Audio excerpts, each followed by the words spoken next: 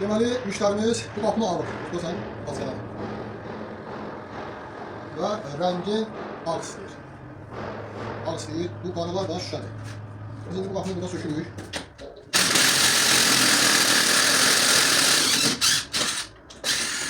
Bu qapını sökürük.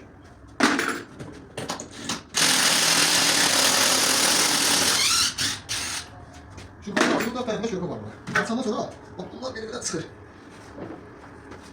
İndi bəs bəlkə çıxar. Neyse. Gördünüz? Bax belə bu hala gətiririk. O belə.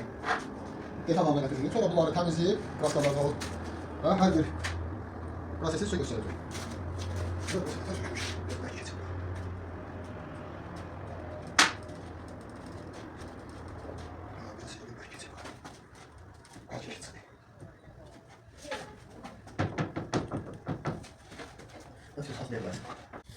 Deməli, bunlara astar vurduq. Sonra bu keçənlə sürtdük. Bunları. Sonra kraskayla başladıq. Kraskalamaq.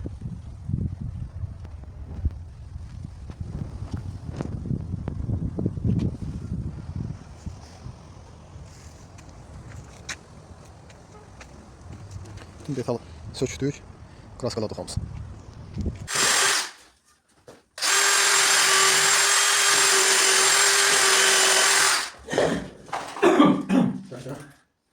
Deməli, kraskaladık, götürdük müştəriyin evinə.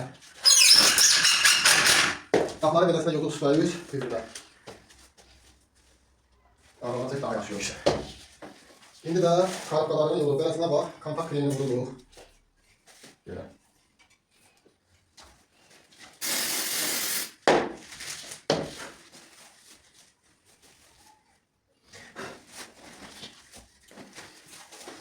Ateşi bir bağlı.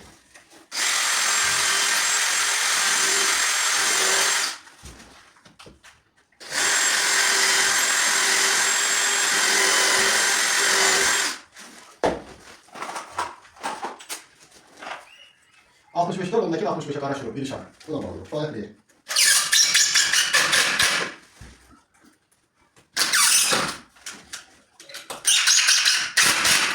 Deməli, bu da qapımız hazır.